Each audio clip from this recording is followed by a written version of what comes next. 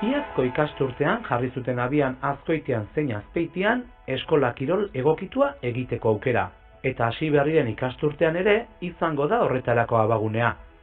Gaur asteazkena egin dute aurkezpena hainbat erakundetako ordezkariek, eta herritar guztiek kirola egiteko duten eskubidea aldarrikatu dute besteak beste. Izen ematea zabalidaia da.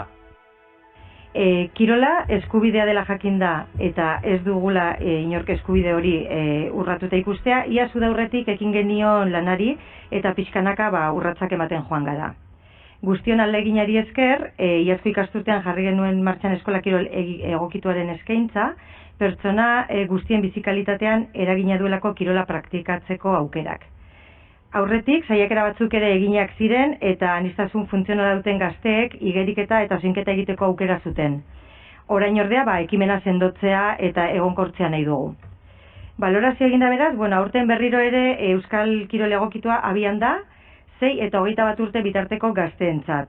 Azkoitiko eskaintzari dagokionez, 2 talde osatuko dira, 6 eta 12 urte bitartekoentzat. Lehenengo taldea, astelehen eta asteazkenetan bilduko da 5-etatik 6-eta, eta bigarren taldea egun berdinean 6-etatik 7-eta. Ikastetxean bertan eman beharko da izena, iazko ikasturtean 9 aurrek hartu zuten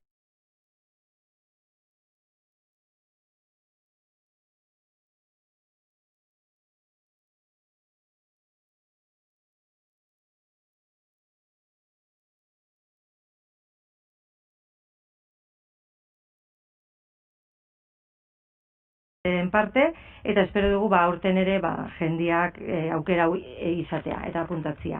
Eta bestetik, 12 eta 21 urte bitarteko gazteentzat, asteartea eta ostiralean zoinketa eta igeriketa saioak ditugu elkargunean, eta kasu honetan elkargunean bertan eman beharko da izena.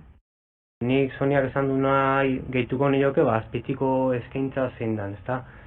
Azpeitin 6 urtetik 12 urteguntzako izen ematea irekita dago, eta ikastetxen bidez egitea hoien izen ematea. Beste gainerako eskola kirolekuekin batea, eta hor izena ematen deben hoien arabera antolako genituzke egunak eta jarduerak. Orduan behagan arabera egokitzen joango gineke. Eta bestaletiken 12 urtetik gorakoentzako hauek igerilekuen Azpeitin patronatuek kudeatzen igerilekuen eukiko behaien jarduera, eta kasu honetan izena bertan emango luke be. Eta hauen orduteginek ja finkautu daude, astelehenetan eta asteazkenetan izangoie, eta egun bakoitzien 2 talde izangoie, talde bat 5-etan eta beste taldie 6-etan. Guretzako oso garrantzitsua ez da agente ezberdinak hartu emanean jartzea, eta azken finean herritarroiei erantzutea. Azken finean gure helburua baita eskubidea bermatzea eta baita ere normaltasunen antzera ematea, ezta? Normaltasun baten barrean dago guzti hau eta hor txertatu behar dugu, eta hor eragiten dugunean dudari gabe aportazio guztiak joaten dira hiritar guztientzako, bai normaltasun batean ulertzen ditugunentzako zein bestentzako, eta aberastasun hori ikusten dugu ezinbestekoa gure Gipuzkoako hiritarrentzako kalidadezko zerbitzu bat emateko, ezta?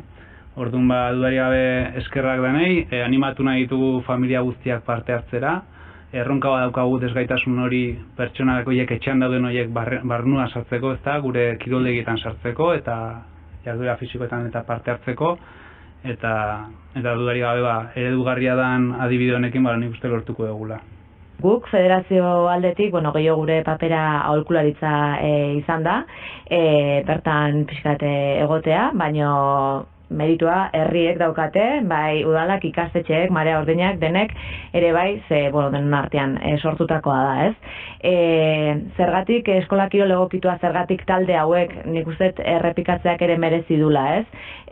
Azkenian, desgaitasuna duten aurreta gazteek, gure helburua beti inklusioan da, baina badakigu batzuk, beraien beharrengatik, ezin dutela bertan egon, eta gure erritmoa ditugulako, gure ohiturak, gure rutinak, eta ikusi da funtzionatzen dula, ez? Eta taldeak hor daudela, eta aurreta gazte horiek ere eskubide berdina dutela kirola egiteko.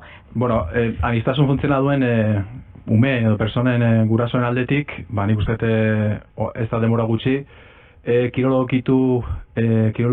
kirologitua egiteko ez geneukala ingo aukerarik, eta bueno, hori eskatzen gendula aspalditik. Gaur da egune, udalak, diputazioa eta kirologiko federazioaren laguntzaz, baina martxan jarri da proiektua, lehen gortetik, eta guain pelota gure eskuan dago, ez? Orduan, guraso aldetik, ozenitarteko aldetik, badakigu gehiago asko garela, eta errexen askotan etxean gelditza da, eta etxean gelditzen gera, pentsatuz ez talako gure lekua, nik uste, mendik deialdi egingo nuke, etxean gelditzen dien, aniztasun funtzional duten persona horiek eskola kirologikoan lekua dutela. Eta leku bat, ematen dien saioak egokitu adilako, beharren arabera, kirologitu federazioko aholkularitzaekin, talde txikietan, eta bakoitzaren beharrak ondo aztertuta.